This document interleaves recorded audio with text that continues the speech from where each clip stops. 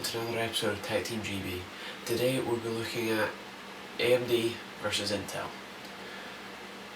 Let's start with Intel. We're going to go with pros first because, well, I like dessert better. So Intel is fast, perfect for gaming, single core performance is through the roof, and it's a generally speaking, Intel is performance. Now, depending on what you're using it for, Intel can be amazing or Intel can just be expensive, which brings us on to the cons. Expensive. Intel compared to AMD in everything besides ultimate performance just doesn't bear thinking about sometimes. It's an expensive platform as well. Motherboards are usually more expensive. Like if I were to get an i5 2500K to get the same sort of motherboard as mine, which is the Crosshair 5 formula, I would have to get something like the Maximus 4, and that's 100 quid more expensive. So now that brings us to AMD. AMD's pros is it's cheap, which makes it affordable, and it's affordable performance as well. Generally it's only really used for low to mid-range PCs.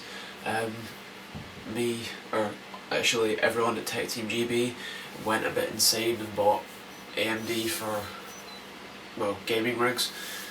I think we went mental.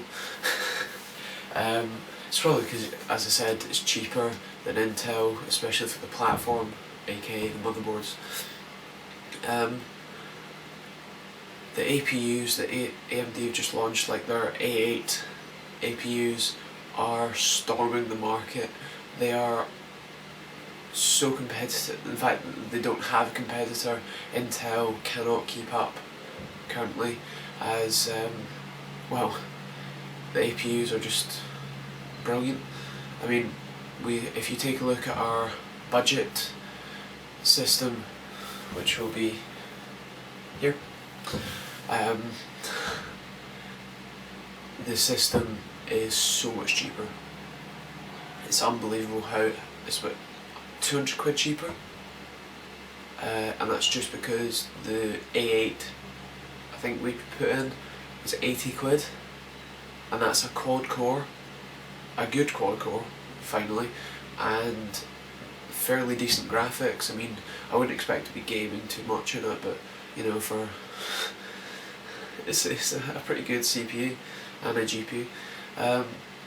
Cons: not great for gaming, not great single core performance, not great performance in general. Generally, single core performance is only really used for gaming, and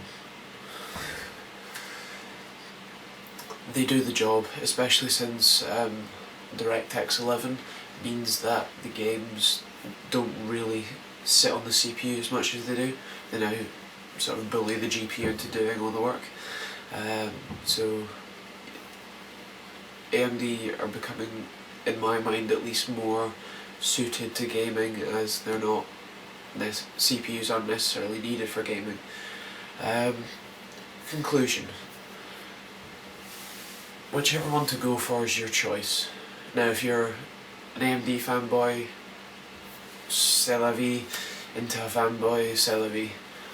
Personally, even though I bought an AMD system, for performance I'd definitely go with Intel. For anything else I'd go with AMD, and I'd get one of the Llano APUs, sorry, because they are, as I said, they are just amazing, and so much cheaper. AMD offers a lot of backwards compatibility, so with my motherboard you can fit CPUs that were like 10 years old or something stupid like that. It supports the majority of AM2 CPUs, AM2 Plus, AM3, AM3 Plus, so there's a lot of backwards compatibility there. With Intel, each new chip generally each new chip is bigger. So the 2011 chip, I think, is about that size, but the 775 is about that size. So you do not have any backwards compatibility there. So you have to pick the right socket, board, or else it's game over and you need to return it and send it back. And so if you're looking for a very cheap PC, not doing much on it, I would definitely suggest the A4, AMD Llano A4, because it's got dual core CPU, half decent graphics, and as long as you get a half decent motherboard with it, and half decent everything else, you have a half decent PC for 250 quid. Mid-range, that'd be your choice, depending on what you're doing with it really. If you want to game, I would suggest Intel. If you want to do productivity, I would probably more suggest Intel. Although if you're not too busy on gaming, the A8 CPU, APUs aren't that bad, and they are, I suppose you could probably call them mid-range, and obviously a lot cheaper as well.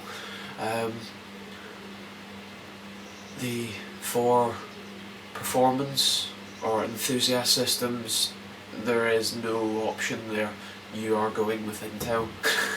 I mean, I have the FX 8120 processor. It's the 8-core FX processor, and if you compare that to its price competitor, it beats it, which is the i5 2400. But if you compare that 2500K to mine, which the 2500K is probably 20 quid cheaper, dearer, but it does beat it. And then for not too much more, you can get a i7 2600K, so that's unlocked, that's quad core, I think, don't quote me on that, and it's amazing performance, and there's not much in that price range that can beat it. I think AMD aren't really going too far with their actual performance CPUs. They're more focusing on like the Llano series, which is a lot more. They get a lot more money for that than they do for their performance CPUs, generally because their performance CPUs aren't great. So, ultimate question: Intel or AMD?